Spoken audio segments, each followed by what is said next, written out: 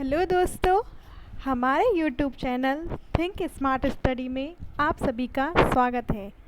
जैसा कि हमने पिछले वीडियो में शिक्षण विधियों की अन्य विधियों का सिद्धांत, रूप, सूत्र, गुण, दोष आदि का अध्ययन किया था और आज हम अन्य शिक्षण विधियों का विस्तृत अध्ययन करेंगे। कक्षा आरंभ करने से पूर्व मेरा आप सभी से अनुरोध है, अगर आपने हमारे चैनल को सब्सक्राइब नहीं किया हो तो ज़रूर करें। साथ ही घंटे के आइकन को ज़रूर दबाएं, इससे कि होने वाले अपडेट से आप वंचित न रहेंगे। वीडियो को लास्ट तक देखें। इस क्लास की पूरी PDF फाइल आपको हमारे Telegram channel think smart study group से प्राप्त हो जाएगी। आइए शुरू करते हैं हमारा अगला टॉपिक।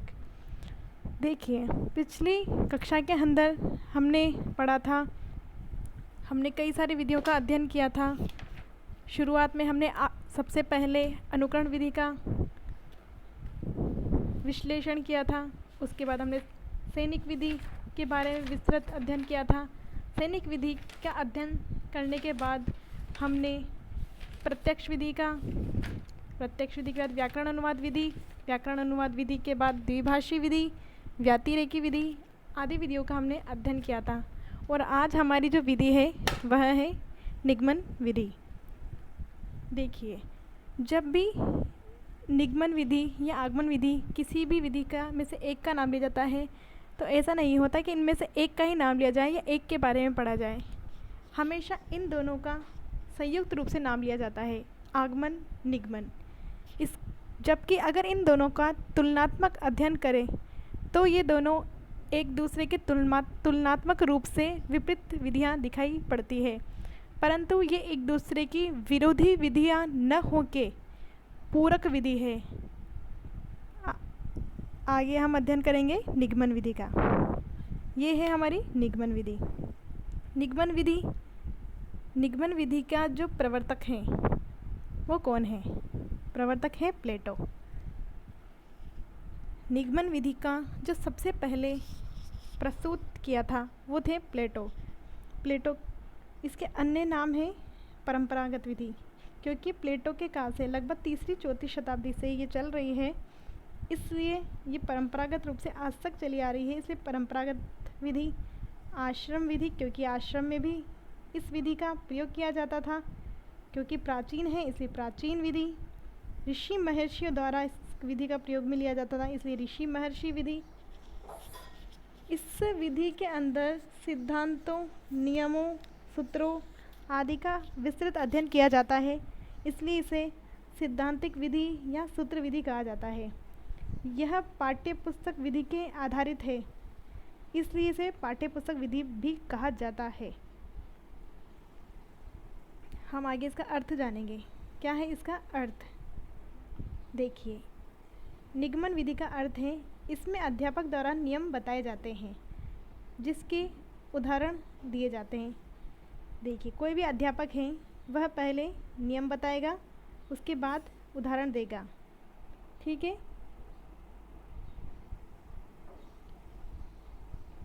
यह विधि उच्च कक्षाओं के शिक्षण हेतु अधिक प्रभावशाली है। अब ये उच्च कक्षाओं के लिए क्यों अधिक प्रभावशाली है? क्योंकि इसके अंदर नियमों को पहले समझाया जाता है, सिखाया जाता है, और एक बालक नियम को नहीं सीख पाता, जबकि एक उच्च कक्षा का बालक नियम आसानी से सीख पाता है। इसलिए ये उच्च कक्षाओं के लिए अधिक प्रभावशाली और उपयोगी है। नवीन समस्याओं का समाधान इस विधि के माध्यम से किया जा सकता है। यह प्राचीन विधि है।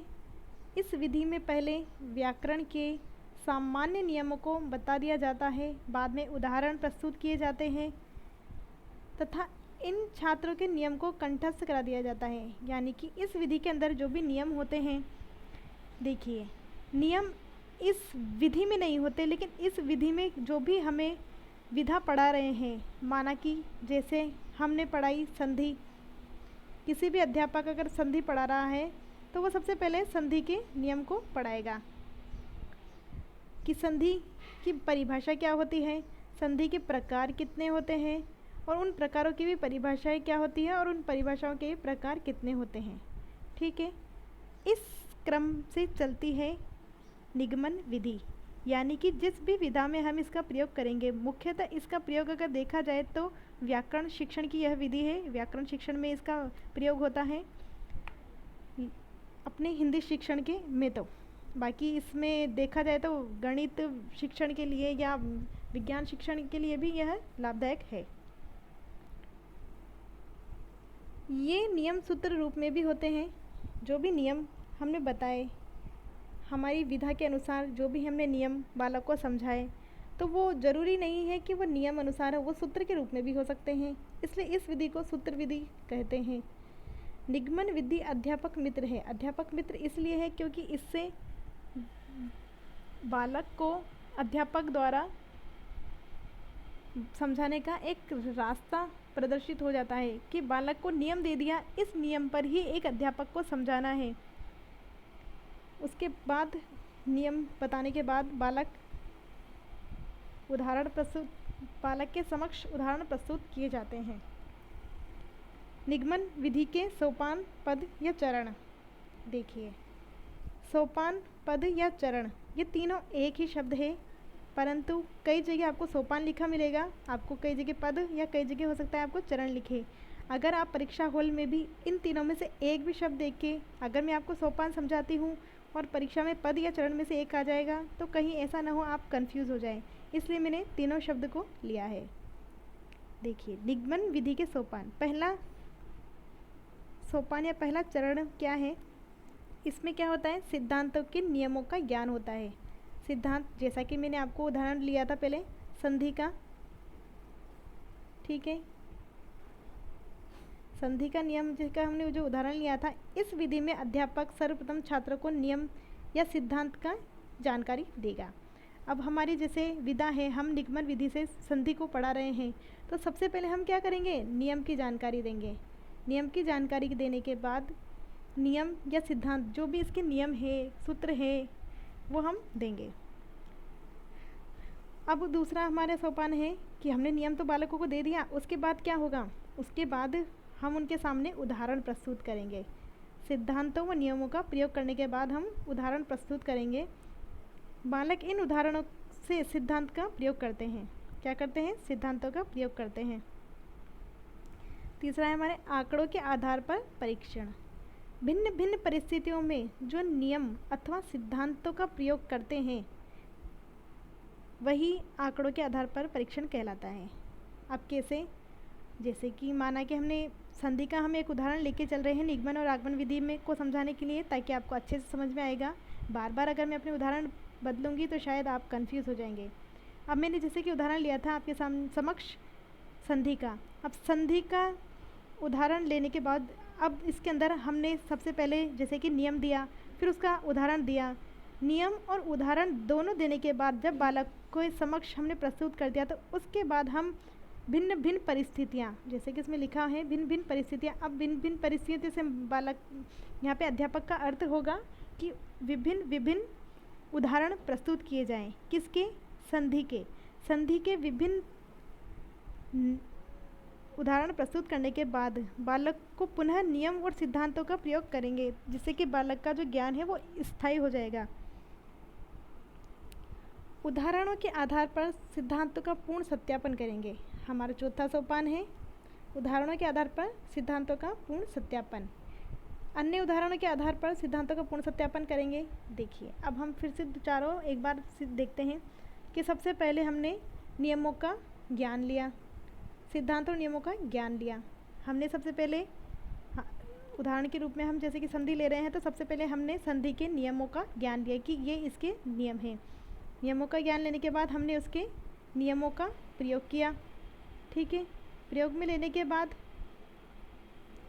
हम उनके आंकड़ों का परीक्षण किया कि ये आंकड़े क्या उन उदाहरणों के बताए अनुसार नियमों में प्रस्तुत हो पा रहे हैं या नहीं। फिर उसके बाद हमने उसका सत्यापन किया, ठीक है। इस अनुसार अगर हम आगे बढ़ेंगे, निगमन विधि के 2 रूप प्रचलित हैं। निगमन विधि के कितने रूप प्रचलित हैं? निगमन विधि के 2 रूप प्रचलित है। ये कई बार परीक्षा के अंदर सवाल भी आया है कि निगमन विधि के कितने रूप प्रचलित हैं। ठीक है, अब हमारा पहला रूप क्या है? सूत्र प्रणाली। सूत्र प्रणाली या सूत्र विधि जिस विधि से निकली है वह है निगमन विधि, यानी कि निगमन विधि का ही एक भाग या एक रूप हम सूत्र प्रणाली को कह सकते हैं। क्योंकि निगमन विधि के अंदर भी जैसे कि मैंने बताया कि पहले नियम सिद्धांत दिए जाते हैं, उसके बाद बालक के समक्ष उदाहरण प्रस्तुत करके उसका विश्लेषण किया जाता है। इसी प्रकार सूत्र विधि में भी पहले सूत्र प्रस्तुत किए जाते हैं, उसके बाद उदाहरण प्रस्तुत किए जाते हैं। इसी प्रकार दूसरी विधि हम देखें, निगमन विधि का हमने दूसरा रूप जो प्रचलित है, पहली हो गई हमारी सूत्र प्रणाली, दूसरी है पाठ्य पुस्तक प्रणाली। पाठ्य पुस्तक प्रणाली का मतलब भी यही है कि इसके अंदर भी पहले बालक को पढ़ा दिया जाता है, उसके बाद बालक के समक्ष उसका विश्लेषण करके उसे समझाया जाता है। अब हम सूत्र प्रणाली के बारे में थोड़ा विस्तृत अध्ययन कर लेते हैं। किसी विस्तृत विचार या व्यवहार की कम से कम शब्दों में अभिव्यक्ति को सूत्र कहते हैं। देखिए, कोई भी विचार या कोई भी व्यवहार जब हमने आपके सामने, हमसे मतलब अध्यापक ने आपके सामने प्रस्तुत किया, वो जितने भी कम शब्दों के अंदर अपने शब्दों को कहेगा उतना आपको याद करने में आसानी होगी। देखिए, जब प्राचीन काल था, क्योंकि पूरी पद्धति प्राचीन पद्धति है, निगमन विधि प्लेटो के काल से आई है और उसी के दो रूप हैं, सूत्र विधि भी उसी का ही एक रूप है, तो यह भी प्राचीन विधि ही हो गई। अब प्राचीन काल के अंदर जब लेखन कला नहीं थी, लेखन कला से तात्पर्य है कि उस वक्त उपलब्ध संसाधन नहीं थे, कागज नहीं थे, कलम नहीं थी, तो जो भी आचार्य द्वारा बालक को या छात्रों को समझाया जाता था वो सिर्फ केवल शाब्दिक होता था। अब शब्दों द्वारा बालक को काफ़ी बड़ा सारा याद करने में परेशानी होती थी, इससे उनको एक शॉर्ट रूप में, एक कम शब्दों के अंदर ज्ञान अर्जन कराने हेतु जो विधा तैयार हुई वह सूत्र कहलाया। अब उस सूत्र के माध्यम से हम आज भी पढ़ते हैं, जैसे कि आज भी हम, आपको याद है संस्कृत का एक नियम है कि कंठ से उच्चारण होने वाले शब्द कौन कौन से हैं। कई बार हमारे, जैसे कि हमारे हिंदी रीट लेवल के अंदर भी वर्ण उच्चारण के नियम हैं, तो आप लोगों ने अपनी अपनी तरीके से याद किया होगा, लेकिन अगर हम संस्कृत के अनुसार देखें, या आज हमारे हिंदी में भी ये प्रयुक्त होता है कि अगर कंठ से उच्चारण के हम देखें कि कौन कौन से वर्ण हैं जो कंठ से उच्चारण हो रहे हैं, तो वो इस सूत्र से हम याद कर सकते हैं। इस सूत्र से हम कैसे याद करेंगे कि इसमें आ रहा है अकुह विसर्जनीया नाम कंठ, अर्थात इसके अंदर आ गए हैं अ से मतलब है अ और आ, कु से मतलब है इसका कुवर्ग, क वर्ग के सभी पांचों वर्ण, जिसमें क ख ग घ ण, और ह से ह है ही। विसर्ग युक्त शब्द जितने भी हैं वह, जिनके पीछे विसर्ग लगता है, विसर्ग शब्द नहीं, जो विसर्ग स्वयं है वह कंठ से बोला जाता है। इस प्रकार सूत्र का निर्माण होता है और सूत्र हमें याद करने में भी आसान होते हैं। देखिए, अब बढ़ते हैं हम दूसरी विधि। हम निगमन विधि की ही दो रूप पढ़ रहे थे। पहली विधि हमने पढ़ी सूत्र विधि, और दूसरी मैंने बताया था आपको पाठ्य पुस्तक विधि। पाठ्य पुस्तक विधि भी निगमन विधि का ही रूप है। पाठ्य पुस्तक प्रणाली सूत्र प्रणाली का ही विकसित रूप है। किसका विकसित रूप है? सूत्र प्रणाली। देखिए, जब आचार्यों के पास उपलब्ध संसाधन नहीं थे, किसके? लेखन के, तब सूत्र विधि बहुत प्रचलित थी। लेकिन जैसे जैसे समय गुजरता गया और संसाधन उपलब्ध होते गए, कागज़ का आविष्कार हुआ, लेखन का आविष्कार हुआ, वैसे वैसे हमारी पाठ्य पुस्तक प्रणाली का भी विकास होता गया, क्योंकि वो सूत्र जो थे वो पाठ्य पुस्तक में आने लगे, और पाठ्य पुस्तक में आने लगे साथ ही उनके कई उदाहरण, उनके अन्य नियम भी आने लगे। इस रूप को चलते चलते पाठ्य पुस्तक प्रणाली विकसित हो गई।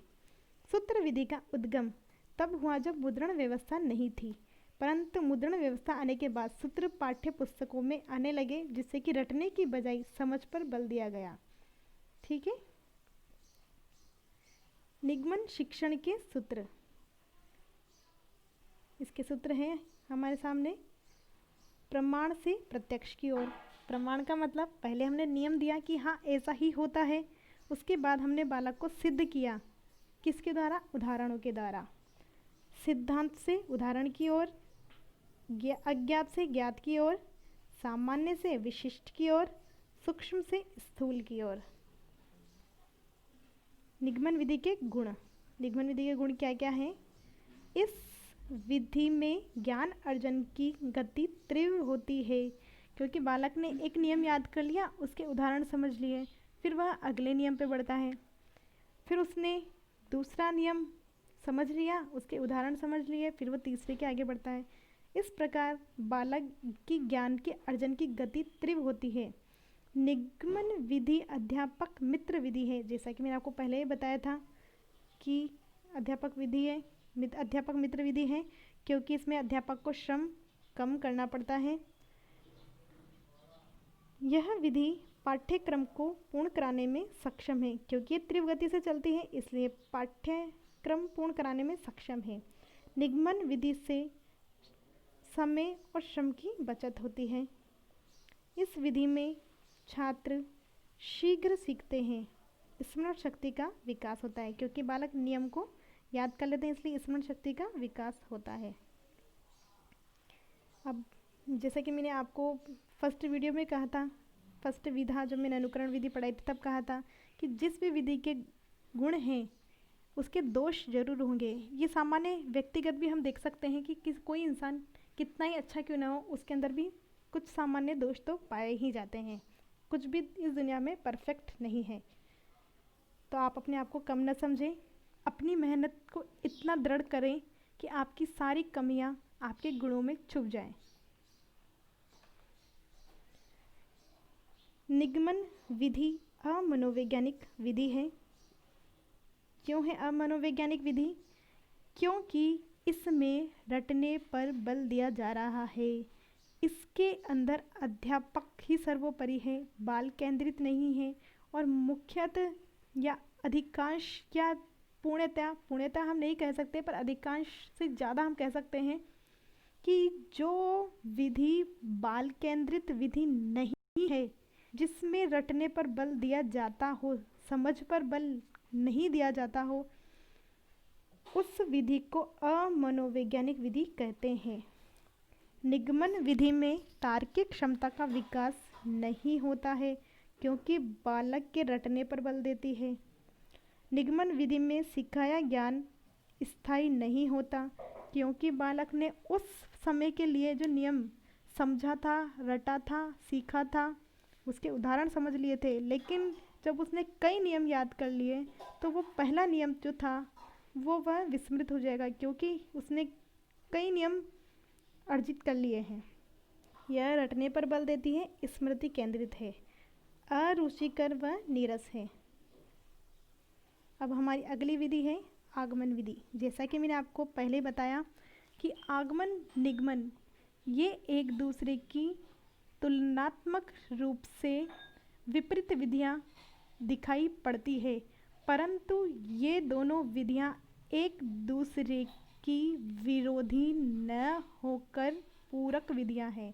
इस बात पे गौर कीजिएगा, ये विधियां एक दूसरे की विरोधी नहीं है, एक दूसरे की पूरक विधियां हैं।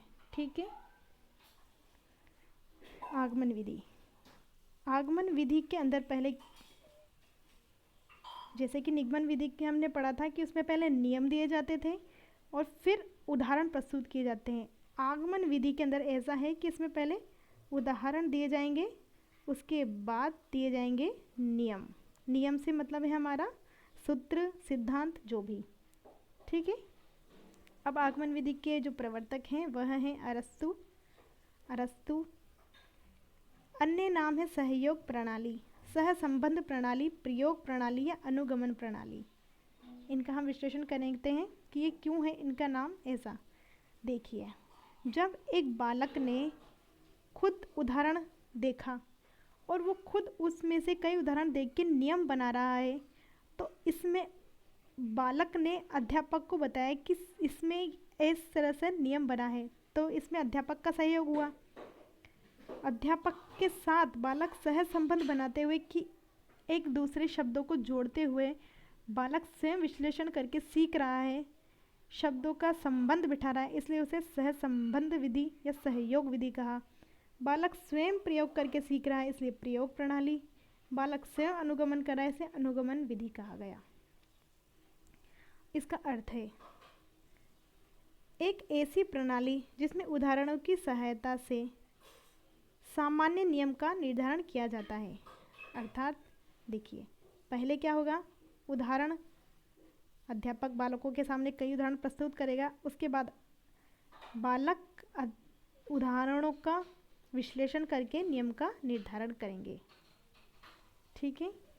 व्याकरण शिक्षण की सबसे उत्तम विधि से माना जाता है।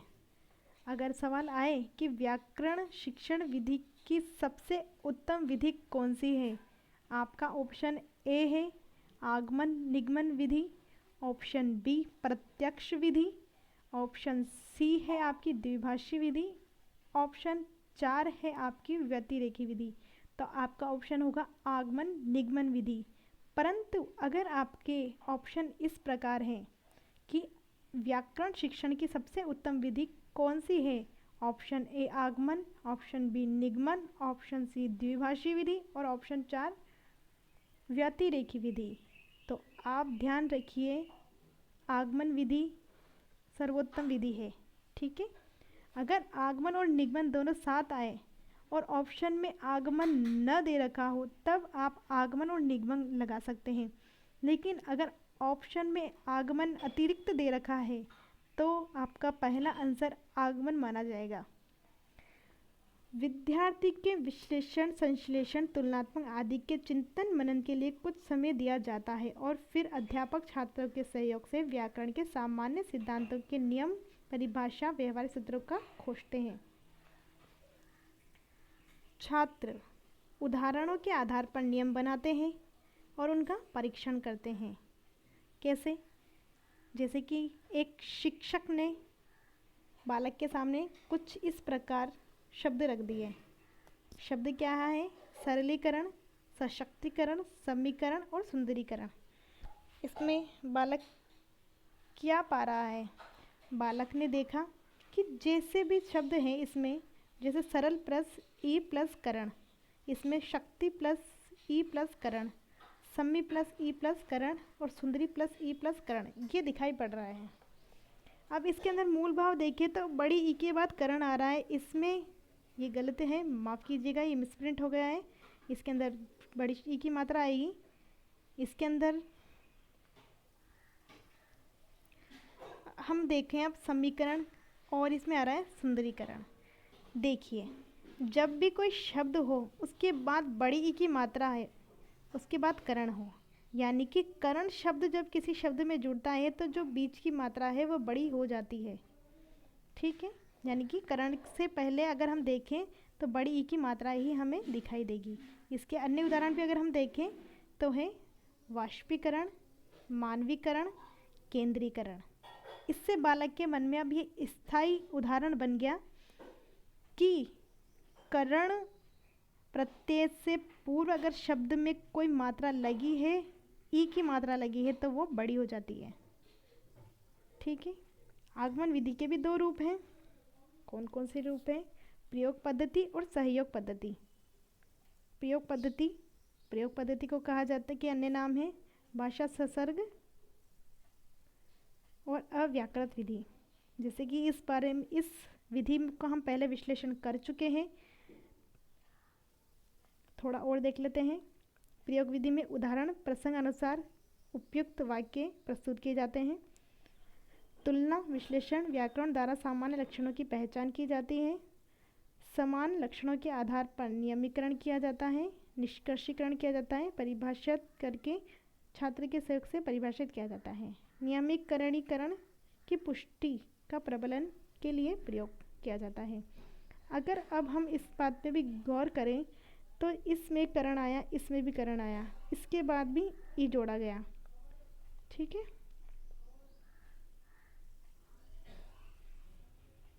अब हम देख रहे हैं इसका अगला है नियमितीकरण की पुष्टि अथवा प्रबलन के लिए प्रयोग के लिए पुनः प्रयोग। किसके द्वारा? छात्रों के द्वारा। अर्जित ज्ञान के परिपक्वीकरण के लिए गृह कार्य अथवा अभ्यास करवाया जाता है। अब दूसरी विधि है हमारी सहयोग विधि। सहयोग विधि या ना समवाय विधि, ये भी हम पहले पढ़ चुके हैं, फिर भी हम एक बार शॉर्ट रूप में देख लेते हैं। औपचारिक रूप से व्याकरण नहीं पढ़ाने बल्कि गद्य शिक्षण एवं रचना शिक्षण के साथ ही व्याकरण शिक्षण की इसमें शिक्षा दी जाती है। इस पद्धति में अध्यापक को यह स्वतंत्रता रहती है कि किस शब्द के शिक्षण के लिए वह कौन सी विधि चुनेगा। अब हम देखते हैं आगमन विधि के सोपान, चरण या पद। देखिए ये तीनों एक ही शब्द हैं, आप कंफ्यूज मत होना, ये तीनों एक दूसरे के पर्यायवाची शब्द हैं, क्योंकि आपसे परीक्षा में कुछ भी पूछा जा सकता है, इसलिए मैंने तीनों शब्दों का लिखा है। पहला सोपान देखें तो विशिष्ट उदाहरणों का प्रस्तुतिकरण किया जाएगा। इसके द्वारा अध्यापक के द्वारा एक ही प्रकार के विभिन्न उदाहरणों का चयन कर उन्हें छात्रों के समक्ष प्रस्तुत किया जाएगा। दूसरा है निरीक्षण करना। निरीक्षण कैसे करेंगे? निरीक्षण करना या विश्लेषण करना। सभी उदाहरणों का अवलोकन कर उनकी तुलना करेंगे। जितने भी हमें अभी उदाहरण दिए, जैसे कि मैंने अभी आपका सरलीकरण, संक्षिप्तीकरण आदि का देखा मैंने, तो पहले हमने उदाहरणों का अवलोकन किया, उसके बाद अब उनका निरीक्षण करेंगे, उनमें समानता देखकर निष्कर्ष परिणाम प्राप्त करेंगे। हमने उसमें समानता देखी कि करण से शब्द से पहले बड़ी की मात्रा आ रही है। तो इसकी में तीसरा सोपान अगर हम देखें तो नियमीकरण और सामान्यीकरण है।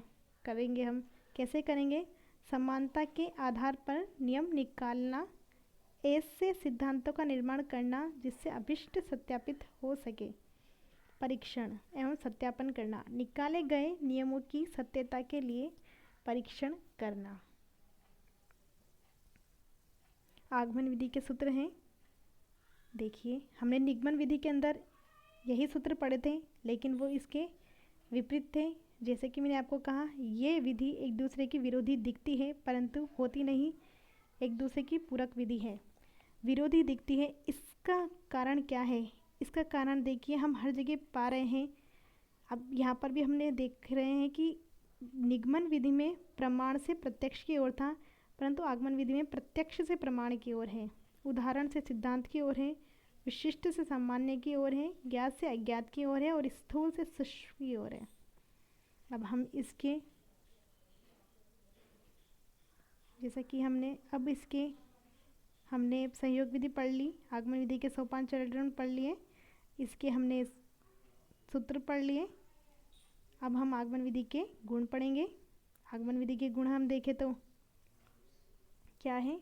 यह वैज्ञानिक और मनोवैज्ञानिक दोनों विधि है। वैज्ञानिक इसलिए क्योंकि ये क्रमबद्ध चल रही है, मनोवैज्ञानिक इसलिए है क्योंकि बाल केंद्रित है, इसमें बालक सक्रिय है, ये रटने पर बल नहीं दे रही है, इसमें सीखा हुआ ज्ञान स्थायी रहता है। यह विधि बालक को तर्कशील, जुझारू व चिंतनशील बनाती है। छोटी कक्षा हेतु उपयोगी है। अब ये छोटी जो निगमन विधि थी वो बड़ी कक्षा यानी कि उच्च कक्षा हेतु उपयोगी थी। आगमन विधि है ये छोटी कक्षा हेतु उपयोगी है। क्यों है? क्योंकि इसमें छोटे बालकों को सक्रिय रखा जाता है। छोटे बालक को अगर हम उदाहरण दे देंगे फिर वो सीखेंगे तो उसमें वो खुद आनंद अनुभूति करते हैं, क्योंकि वो नियमों को रट नहीं पाते, लेकिन उनको किसी भी शब्द से या किसी भी वस्तु से अगर उन्हें खोज करने के लिए दिया जाए तो वो उसमें रुचि लेते हैं। जबकि बड़े बालक जो होते हैं वो नियमों को समझ लेते हैं, उन्हें समय खर्च करना लगता है आगमन विधि में।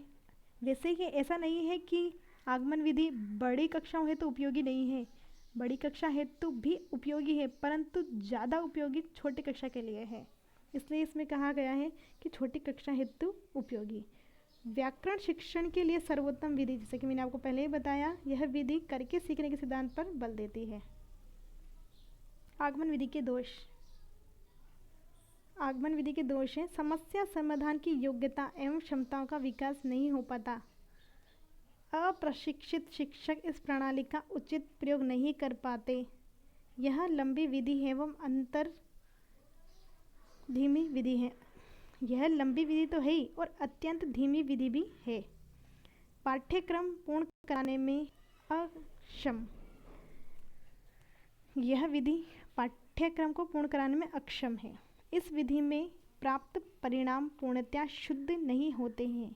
इस विधि से सभी विधाओं का अध्ययन नहीं कराया जा सकता। अगर हमने, जैसा कि मैंने आपको कहा था कि ये दोनों विधियाँ एक दूसरे की विरोधी प्रतीत होती है, इनमें कई अंतर हैं, या देखा जाए तो ये बिल्कुल ही विपरीत हैं। अब इनमें हम तुलनात्मक अध्ययन करेंगे। तुलनात्मक अध्ययन किस प्रकार? ये है, देखो, हमारी आगमन विधि, ये है हमारी निगमन विधि, जिसे हम ऋषि महर्षि विधि भी कहते हैं। इसके अन्य नाम हैं सहयोग प्रणाली, सहसंबंध प्रणाली या प्रयोग प्रणाली, सिद्धांत प्रणाली, सूत्र विधि या पाठ्य पुस्तक विधि। देखिए, मेरे अध्यापकों द्वारा मुझे इस रूप में ही पढ़ाया गया था, इसलिए आज जब मैं आप लोगों के समक्ष आप लोगों को पढ़ा रही हूँ तो मैं ज़रूर चाहूँगी कि जिस रूप में मैंने सीखा, मैंने समझा, उस रूप में मैं आपको भी समझाऊँ, ताकि ज्ञान का विस्तार उचित तरीके से हो सके। देखिए, आगमन निगमन विधि में अंतर। आगमन विधि वैज्ञानिक विधि है, जबकि निगमन विधि मनोवैज्ञानिक है, अवैज्ञानिक है। आगमन विधि मनोवैज्ञानिक है, जबकि निगमन विधि अमनोवैज्ञानिक है। आगमन विधि खोज पर बल देती है, निगमन विधि खोज पर बल नहीं देती है। आगमन विधि में सीखा हुआ ज्ञान स्थायी होता है, निगमन विधि में सीखा हुआ ज्ञान स्थायी नहीं होता है। आगमन विधि में प्राप्त ज्ञान क्रमबद्ध नहीं होता, निगमन विधि में क्रमबद्ध होता है। आगमन विधि करके सीखने के बल पर आधारित है, जबकि निगमन विधि स्मृति केंद्रित है, रटने के सिद्धांत पर।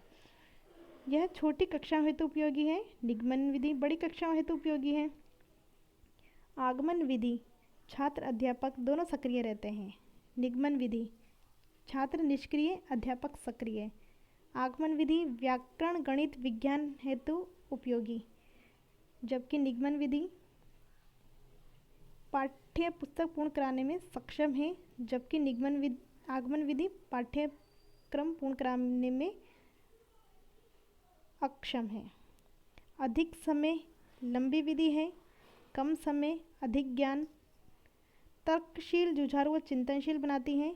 ये तर्कशील, जुझारू व चिंतनशील नहीं बनाती, केवल स्मृति आधारित है। मानसिक शक्तियों का विकास होता है, मानसिक शक्तियों का विकास नहीं हो पाता। उत्सुक रुचि व चैतन्यता रहती है, उत्सुकता रुचि चैतन्यता नहीं रहती। आत्मनिर्भरता या आत्मविश्वास बढ़ता है, आत्मनिर्भरता व आत्मविश्वास नहीं बढ़ पाता। उदाहरण या प्रयोग, उदाहरण या प्रयोग इसमें दिए जाते हैं। इसमें सूत्र व नियम या परिभाषा पहले दी जाती है। इसमें बालक में सृजनात्मकता का विकास होता है, इसमें सृजनात्मकता का विकास नहीं हो पाता। यह विश्लेषण विधि है, यह बाल केंद्रित विधि है। यह प्रतिभाशाली बालकों के लिए उपयोगी है, नवीन समस्याओं का समाधान पर आधारित है। अब हम अगली विधि है हमारी ध्वन्यात्मक विधि। जैसे कि नाम से प्रतीत हो रहा है, ध्वनि, यानी कि इसमें ध्वनि को मुख्य रखा गया है।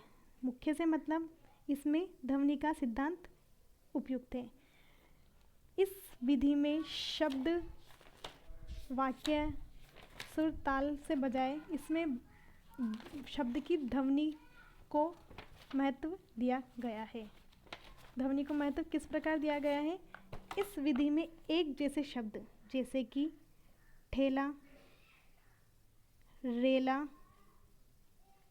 मेला, ऐसे शब्दों को प्रयोग में लिया जाता है। जैसे कि केला,